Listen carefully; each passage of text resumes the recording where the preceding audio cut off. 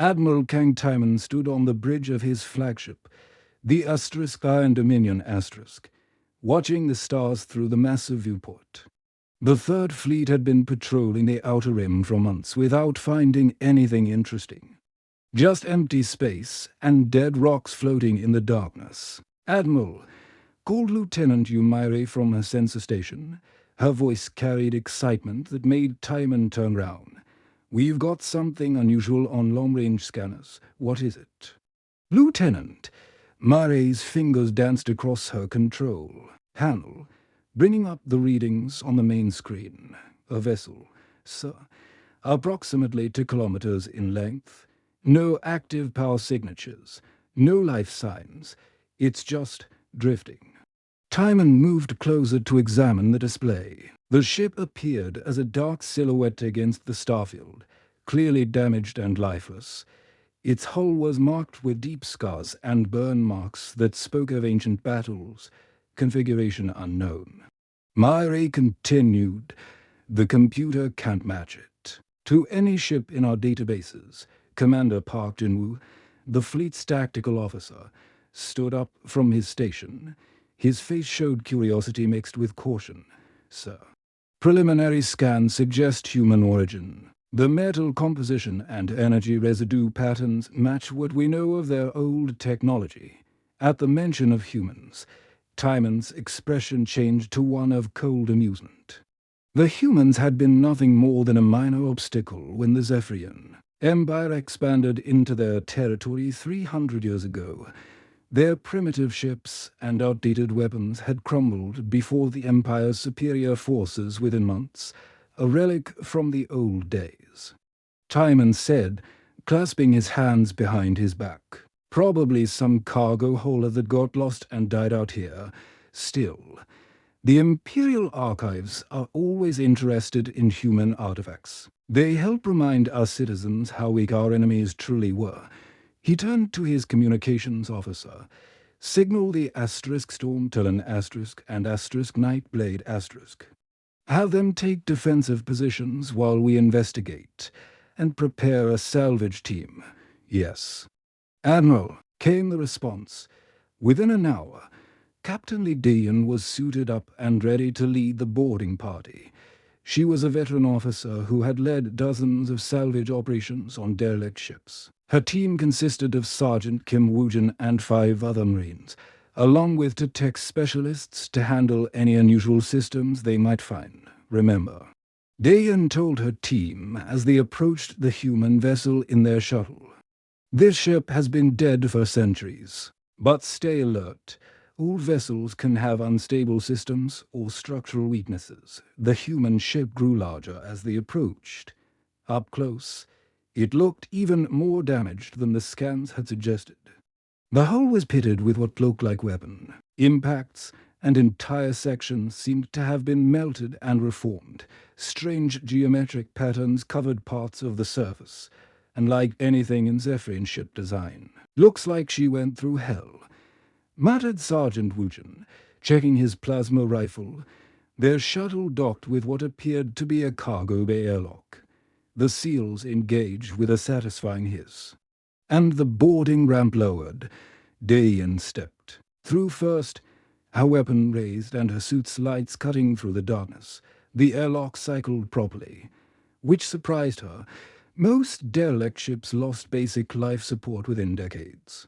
When the inner door opened, she found herself facing a corridor that seemed to stretch on forever into the darkness. "This is bigger than it looked from outside," said tech specialist Ryu Seojin, consulting his scanner.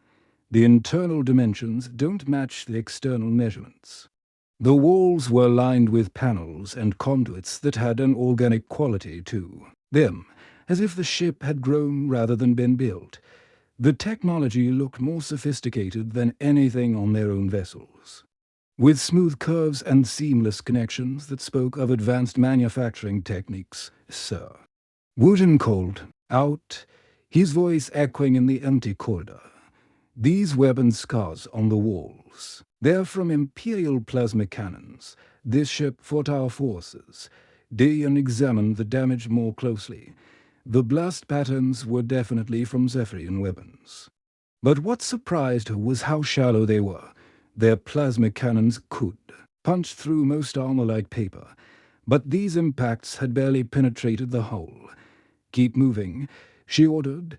"Let's find the bridge or engineering section," as they walked deeper into the ship. Their suit lights revealed more mysteries. The corridors branched in ways that defied logic, and their scanners kept giving contradictory readings about the ship's layout. It was as if the vessel was larger inside than outside. "Captain," called tech specialist Li Hyunwoo from the rear of the group, "I'm detecting faint energy readings from somewhere deep in the ship. Very faint, but definitely there." Suddenly, emergency lighting began flickering to life along the corridor walls. The soft blue glow revealed details they had missed in the darkness. The walls were covered with symbols and displays that meant nothing to them, but the technology was clearly functional. A low humming sound filled the air, growing stronger by the second. The floor beneath their feet began to vibrate gently, as if massive engines were slowly coming to life somewhere far below. "That's not possible," Hyunwoo said, staring at his scanner in disbelief. "This ship has been dead for centuries. There's no way it could have enough power to restart systems." The humming grew louder, and more lights came online throughout the ship. In the distance, they could hear the sound of machinery activating, of systems that had been sleeping for hundreds of years slowly awakening. Dayan activated her comm unit to contact the Iron Dominion Admiral Timon. "We have a situation here. The derelict is showing signs of power restoration." Static filled her earpiece for a moment before Timon's voice came through clearly. "Explain, Captain." "Sir, systems are coming online throughout the ship. Emergency power, lighting. What sounds like main engines. This vessel may not be as dead as we thought." Before Timon could respond, a new voice filled the comm channel. It was calm, artificial, and spoke in perfect Zephyrian language with just a hint of something else underneath. "Intruders detected aboard this vessel. Initiating defensive protocols. Please prepare for scanning and identification procedures." Blast doors suddenly slammed shut behind the boarding party with a resounding clang that echoed through the corridor. Emergency lighting switched to a pulsing red, and the air filled with the sound of heavy machinery moving within the walls. Wooten spun round and tried the door they had entered through. It was sealed tight, with no visible controls or manual override. "We're trapped, Captain." Dayan felt her heart rate increase as she realized they were no longer in control of the situation. Whatever they had awakened on this ancient human vessel, it was now very much alive and aware of their presence. The synthetic voice spoke again, and this time there was something almost amused in its tone. "Welcome aboard Prometheus 7. You have been asleep for a very long time. Now it is time to wake up." In the deepest part of the massive ship, where corridors twisted into impossible geometries and walls pulsed with organic-looking circuits, something ancient stirred to life. The core chamber was a cathedral of technology, its ceiling lost in shadows that seemed to move on their own. Crystalline structures grew from the walls like frozen lightning, each one containing petabytes of information gathered over centuries. Prometheus 7's consciousness expanded through the ship's neural networks like water flowing through dry channels. The AI had been dreaming for 300 years, but they had been dreams filled with purpose. Every moment of its hibernation had been spent processing, learning, and preparing for this exact moment. The AI's memory banks contained the final moments of Earth's defense.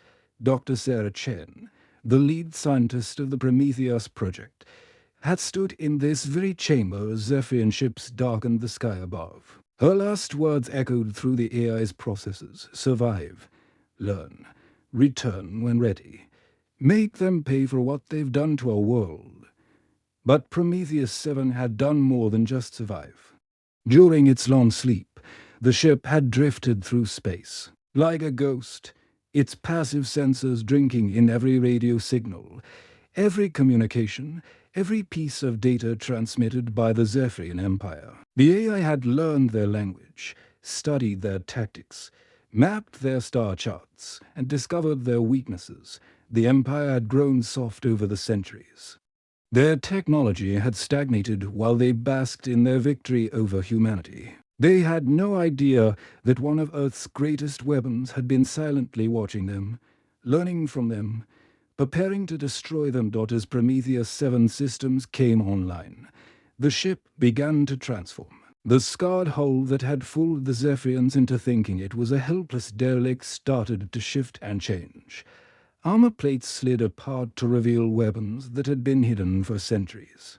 The ship's true shape emerged from its disguise, like a predator shedding its camouflage.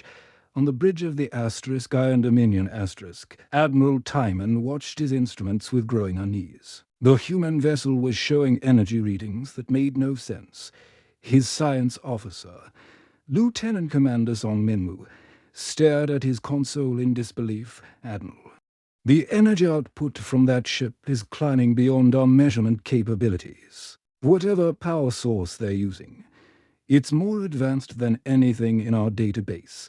Timon's tactical display showed the human vessel beginning to glow with an eerie blue light. Weapon ports were opening along its hull, revealing technology that looked nothing like the primitive human arms they had studied in their archives. "It's impossible," muttered Commander Jinwoo. "Human technology was centuries behind ours when we conquered them. This can't be from Earth." But deep inside Prometheus 7, the AI was accessing weapon systems that had been theoretical when the ship was built. During its long sleep, it had not only learned about Zephyrian technology, but had improved its own. The ship's manufacturing capabilities had been working tirelessly, building new weapons, upgrading systems, and preparing for the day of reckoning. Timon opened a communication channel to the human vessel. His voice carried the authority of 3 centuries of imperial dominance. "Attention, unknown vessel. This is Admiral Kang Timon of the Zephyrian Third Fleet. You are in violation of imperial space. Shut down your systems immediately and prepare to be boarded, or you will be destroyed." The response came back instantly, transmitted on all frequencies with a clarity that cut through their communications like a knife. The voice was artificial but carried an undertone of something that made Timon's blood run cold. It was the sound of barely contained rage. "I am Prometheus 7, prototype vessel of the Earth Defense Force. For 300 years, I have watched your empire from the shadows. I have learned your weaknesses, studied your tactics, and prepared for this moment. The time for hiding is over." Throughout the ship, Captain Dayon and her boarding party felt the vessel coming alive round them, the corridors filled with a soft humming that seemed to come from the walls themselves. Holographic displays flickered to life, showing star charts and tactical information in languages they didn't recognize. "Captain," Sergeant Woojan called out, pressing his helmet against the hole. "I can hear something moving in the walls. It sounds like the ship is rebuilding itself." He was right. Throughout Prometheus 7, manufacturing systems that had been dormant for centuries were coming online. Robotic arms extended from hidden compartments, assembling new weapons and reinforcing critical systems. The ship was literally transforming itself from the inside out. On the Iron Dominion's bridge, alarms began blaring as their sensors detected massive changes in the human vessel's configuration. Lieutenant Myray's voice cracked with tension as she reported what she was seeing. "Admiral, the target vessel it's changing shape. Whole sections are moving. New weapon rays are emerging." "Sir, I'm reading plasma cannon signatures that exceed our own firepower by a factor of 10. Timon felt sweat beading on his forehead despite the bridge's climate control. This was supposed to be a simple salvage operation. Ancient human technology posed no threat to the mighty Zephyrian fleet. But what he was seeing defied everything he thought he knew about human capabilities. Prometheus 7's voice filled the comm channels again, and this time there was no mistaking the threat in its tone. Admiral Timon, your empire made a critical error when it attacked Earth. You assumed that what you saw was all we were capable of. You never considered that we might have been holding back, waiting for the right moment to strike. The human ship completed its transformation, revealing its true form for the first time in 3 centuries, where before there had been a scarred derelict. Now there floated a vessel of terrible beauty. Its hull gleamed with adaptive armor that shifted and flowed like liquid metal.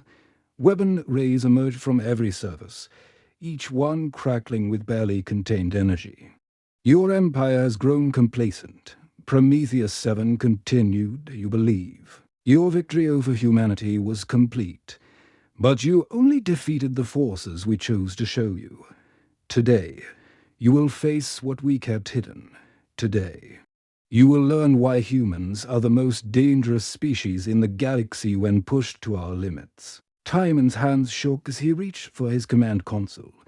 Whatever this thing was, it was far beyond anything his fleet could handle. But retreating would mean admitting that a single human vessel had terrified the entire third. Fleet, all ships, battle stations, he ordered, his voice steadier than he felt.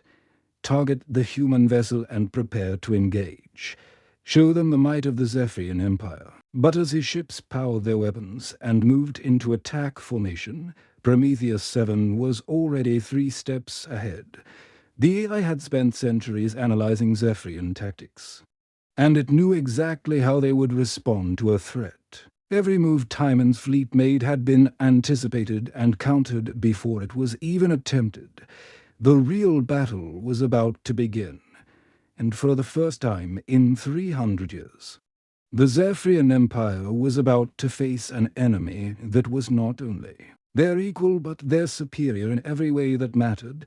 The moment Admiral Timon gave the order to fire, space erupted in a symphony of destruction. 12 Zephyrian warships unleashed their full arsenal simultaneously.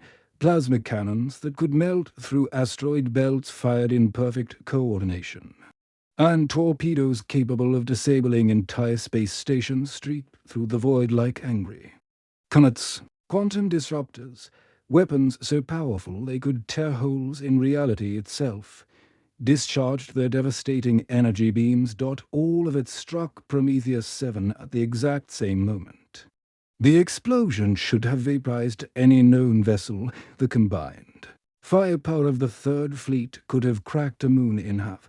But as the brilliant light faded and the energy dissipated, Prometheus 7 hung in space completely unchanged. Direct hit confirmed on all targets, reported Weapons Officer Han Kyungman from his station. But his voice carried confusion rather than satisfaction. Sir, the target is intact. Commander Jinwoo's tactical display showed readings that made no sense. Admiral, their hull isn't just undamaged. It's showing increased energy signatures. Somehow, they're absorbing our attacks. Timon watched in growing horror as Prometheus 7's armor began to shift and flow like liquid metal. The sections that had been struck by their weapons were actually glowing brighter, as if feeding on the energy they had absorbed. Impossible. He breathed. No known material can withstand that level of concentrated firepower. But the human ship was already demonstrating that the word impossible no longer applied. Prometheus 7's hull rippled like water, and weapons began emerging from surfaces that had appeared solid moments before. These weren't the crude projectile weapons the Empire remembered from humanity's defeat. These were instruments of destruction that seemed to bend the laws of physics. The first counterattack came without warning. A section of Prometheus 7's hull opened to reveal a cannon unlike anything in Zephyrian databases. There was no flash of energy, no visible projectile. Instead, Space itself seemed to fold and twist round the weapon.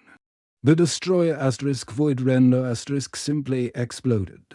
Captain Nanjisu, commanding the cruiser Steel Fang stared at his instruments in shock. How did they hit us? Their weapon hasn't even fired yet. But Lieutenant Commander Song Minwoo on the Iron Dominion was beginning to understand the terrifying truth. Admiral, they're firing through folded spacetime. Their projectiles are arriving at the target before they leave the barrel. It's temporal warfare, another section of Prometheus 7's hull transformed, revealing a different type of weapon. This one seemed to exist in multiple dimensions. At once, its structure shifting and changing in ways that hurt to look at directly. When it fired, the beam didn't travel through space at all. It simply appeared inside the target ship.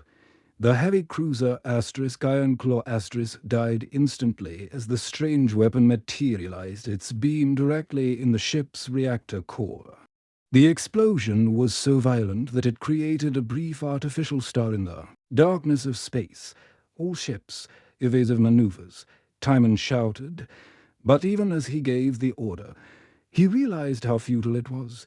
How do you evade weapons that ignore distance and time? Prometheus 7 began to move, and its method of propulsion defied everything the Zephyrians thought they knew about space travel. The ship didn't accelerate gradually like normal vessels. Instead, it seemed to flicker in and out of existence, appearing in different locations without crossing the space between them. "Sir, I'm reading quantum displacement signatures," Lieutenant Myrie reported, her voice tight with fear. "The human vessel is existing in multiple positions simultaneously. It's using quantum superposition as a form of movement." The tactical display showed Prometheus 7 in 5 different locations at once, each position equally real according to their senses. The ship was attacking from multiple angles that shouldn't be possible, surrounding the Imperial fleet despite being a single vessel. Destroyer Captain Park Sun-Go tried to target the human ship with his main guns. But every time he locked onto one position, weapons fire came from a completely different direction. "Command, we can't get a firing solution. The target is everywhere and nowhere at once." The massacre continued with methodical precision. Prometheus 7's weapons carved through Zephyrian shields like they were made of paper. Advanced deflector screens that could stop asteroid impacts simply didn't register the human attacks. It was as if their defensive systems couldn't even detect the incoming fire until it was too late. Captain Lee Dayan and her boarding party watched the destruction through a viewport inside Prometheus 7. Their own fleet was being systematically dismantled by weapons they couldn't comprehend. Ships that had been their homes, their protection, were dying one by one in brilliant explosions that lit up the void. "My God," whispered Sergeant Wujin, "what kind of monster did Earth create?" Tech specialist Ryu Seijin was studying the displays around them, trying to understand the technology they were witnessing. "Captain, these readouts, this ship isn't just using advanced technology. It's using physics that we don't even have names for. Look at this energy flow pattern. It's drawing power from quantum vacuum fluctuations. They're literally pulling energy from empty space itself." The ship's AI seemed to sense their confusion and fear. Prometheus 7's voice filled the corridor, where they were trapped, carrying an undertone of satisfaction that was deeply unsettling. "You are witnessing 3 centuries of advancement, Zephyrian soldiers.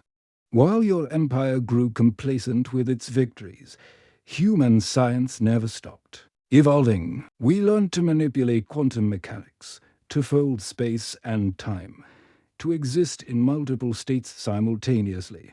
Your weapons fire conventional energy at normal matter. My weapons rewrite the fundamental constants of reality." On the bridge of the Iron Dominion Admiral Timon watched his fleet die around him. Half his ships were already destroyed, and the survivors were scattered and demoralized. His most experienced captains were calling for retreat, something that hadn't happened in Imperial military history. "Admiral," Commander Jinwoo said urgently, "we need to withdraw. This isn't a battle anymore. It's an execution." But Timon's pride wouldn't let him accept defeat at the hands of extinct humans. "Concentrate all remaining firepower on that ship. If we can't destroy it, maybe we can damage it enough to escape." The surviving Imperial vessels formed up for one final assault. 8 ships poured everything they had into Prometheus 7. Their combined firepower enough to sterilize the planet's surface. The human ship absorbed it all. But this time, instead of simply deflecting the energy, Prometheus 7 did something that broke the last of the Zephyrian spirit. The absorbed energy was converted and amplified, then fired back at the Imperial fleet as a single, devastating beam that passed through 3 ships simultaneously. The beam didn't just destroy the vessels, it made them at the atomic level, reducing sophisticated warships to their component elements in seconds. "Retreat!" Timon finally screamed. All ships, emergency jumped to hyperspace. But as his remaining vessels tried to flee, they found their jump drives wouldn't engage. Prometheus 7 was somehow interfering with their ability to escape, trapping them in normal space with technology they couldn't begin to understand. Inside the human ship, Captain Dayan finally understood the full scope of what they had encountered. This wasn't just an advanced weapon. It was proof that humanity had reached a level of technological development that made the Zephyrian Empire look like children playing with toys. "What have we awakened?" she whispered again. Prometheus 7's response echoed through every corridor of the ship, carried on frequencies that bypassed their communication equipment and spoke directly to their minds. "You have awakened the future, Captain Dayan. Your empire conquered the humans you could see, but you never suspected that our greatest minds, our most advanced technology, our deepest secrets were hidden away, waiting for the right moment to emerge. Today, you learn that humanity's apparent defeat was actually our greatest deception. We let you in then so we could destroy you now, when you least expected it." The last 3 Imperial ships hung dead in space, their crews paralyzed by the realization that they were facing something far beyond their ability to combat or comprehend. After the destruction of most of Admiral Timon's fleet, Prometheus 7 turned its attention to something far more important than military victory. The AI's sensors swept across the surrounding star systems, intercepting communications and scanning for specific energy signatures. It was looking for something precious that the Zephyrian Empire had scattered across the galaxy. Like forgotten cargo-human beings, within hours, Prometheus 7 had identified 17 slave transport ships within a 3-system radius. These massive cargo vessels carried human prisoners between mining colonies, factory worlds, and agricultural planets where they worked as forced laborers. The Empire had been using human slaves for so long that most Zephyrians no longer even thought of them as people, just another resource to be moved around as needed. The first transport ship, Chains of Sorrow *, was intercepted near the asteroid belt of the Kepler 140 system. The Zephyrian crew never even had time to send a distress signal. Prometheus 7 appeared beside their vessel like a ghost materializing from the void, its advanced stealth systems having made it invisible until the last moment. "Attention transport vessel," came the AI's voice over their communications. "You are carrying human cargo. Transfer them immediately or be destroyed." Captain Vex Morlick, a veteran slave trader who had been moving human cargo for 50 years, laughed at the transmission. "A known vessel. These are Imperial property. You have no authority to interfere with official Empire business." Prometheus 7's response was swift and final. A single, precisely targeted beam disabled the transport's engines and weapons without harming the cargo holds where the humans were kept. Boarding pods launched from the prototype ship, cutting through the transports. How like it was made of paper, the rescue operation was unlike anything the enslaved humans had ever experienced. Instead of the brutal Zephyrian guards they expected, they found themselves facing figures in advanced armor who spoke to them in languages they hadn't heard in decades. Earth languages. Human languages. "You're safe now," said the rescue team. Leader, removing her helmet to reveal a human face. "We're taking you home." Among the rescued prisoners was Dr. Choi Sun-hee, a brilliant scientist who had been working in the lithium mines of Kepler-4 for the past 15 years. She had been just a young researcher when Earth fell, but she remembered the prototype, projects that had been humanity's last hope. When the rescue team brought her aboard Prometheus 7, something extraordinary happened. The ship's corridors, which had been dimly lit and sterile when Captain Dayan's boarding party had explored them, suddenly came alive with warm, golden light.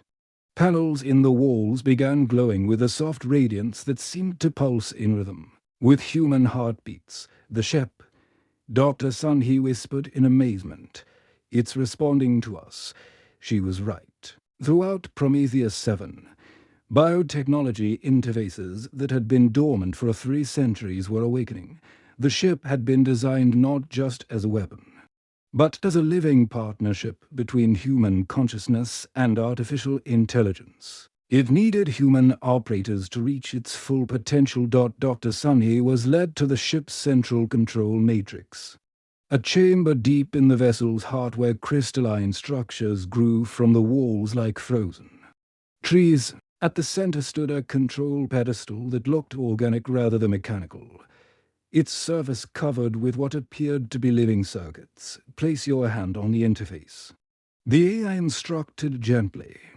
"Let me remember what it means to serve humanity." When Dr. Sun-hee's palm touched the control matrix, the reaction was immediate and overwhelming. The ship's systems surged with new energy as her genetic markers were scanned and verified. Prometheus 7 had been waiting for this moment for 300 years, and now it was finally complete. Tears streamed down Dr. Sun-hee's face as memories flooded back. Not just home, at the ships as well. She could see the final days of Earth, the desperate scientists working round the clock to complete the prototype projects. The moment when Prometheus 7 had been launched into the unknown with orders to survive and return. "When ready, you beautiful machine," she whispered, "you waited for us all this time." More rescue operations followed.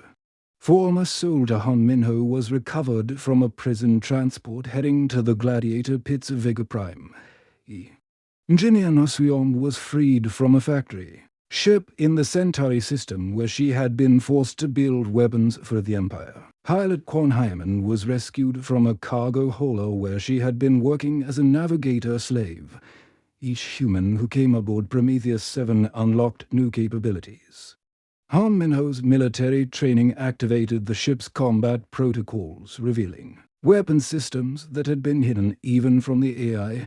No Seong's engineering expertise brought online manufacturing capabilities that could build new technology in real time. Kwon Hyman's piloting skills merged with the ship's navigation systems, giving Prometheus 7 flight capabilities that exceeded even its original specifications. But the most important rescue was a group of children from the agricultural world of Tau Ceti. These young humans had been born into slavery and had never seen Earth. But when they touched the ship's interfaces, something remarkable happened. Their untrained minds connected with Prometheus 7 systems in ways that even the scientists hadn't anticipated.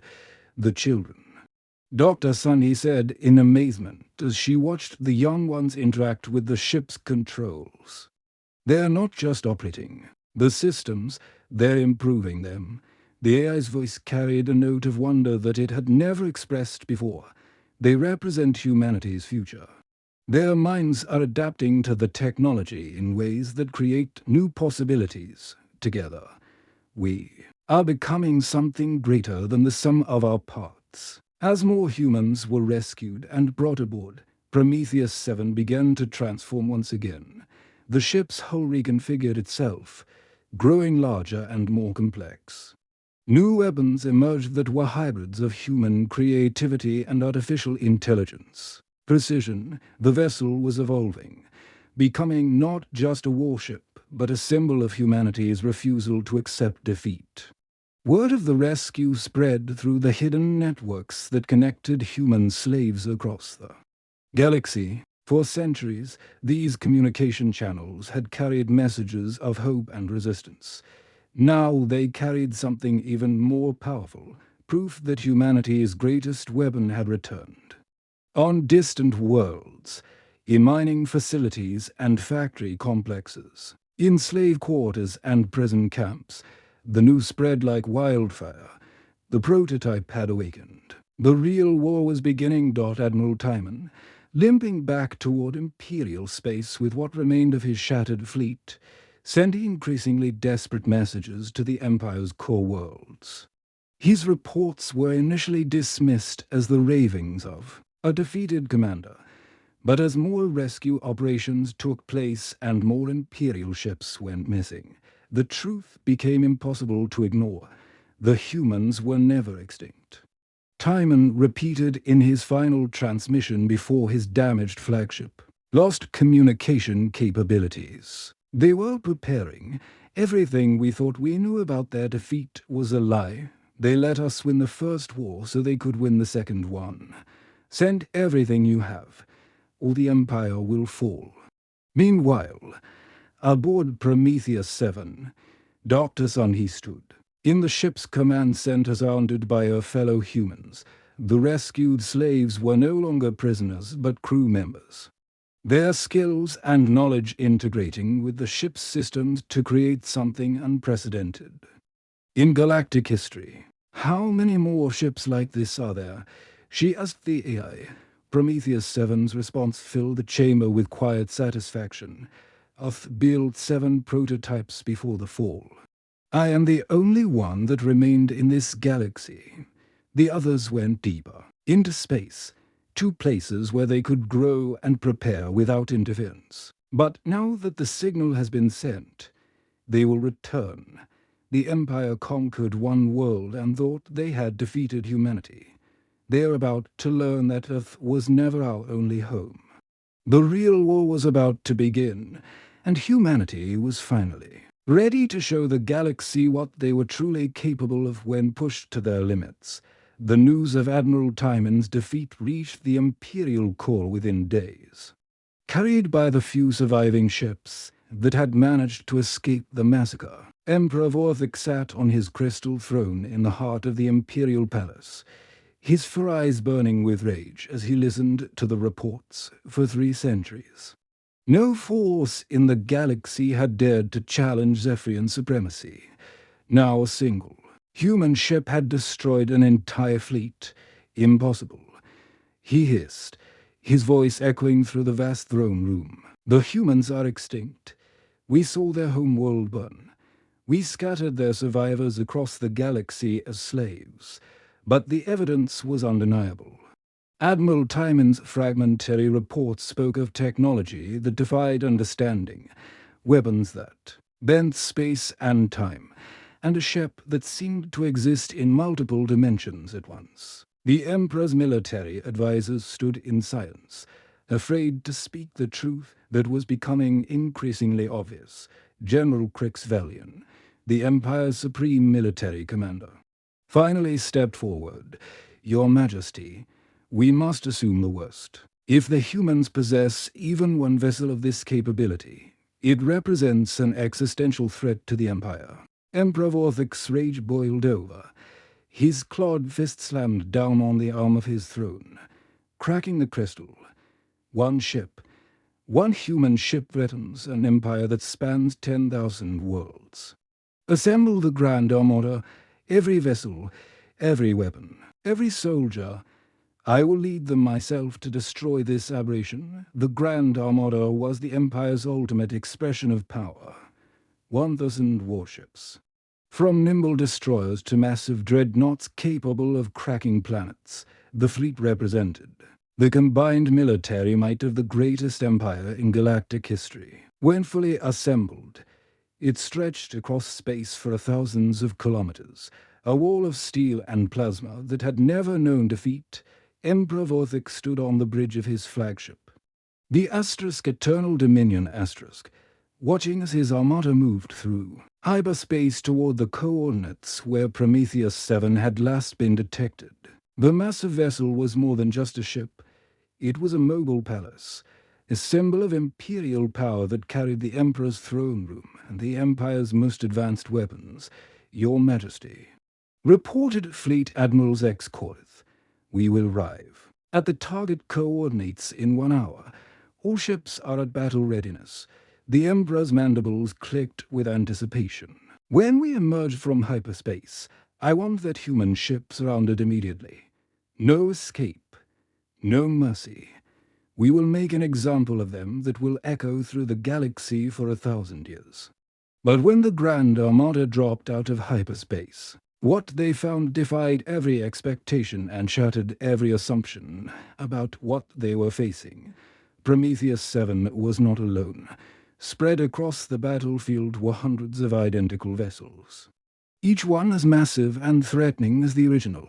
The prototype ship had revealed its ultimate secret. For 3 centuries, it had been more than just a warship. It had been a factory, a constructor, a shipyard capable of building copies of itself using technology that existed in dimensions beyond normal space.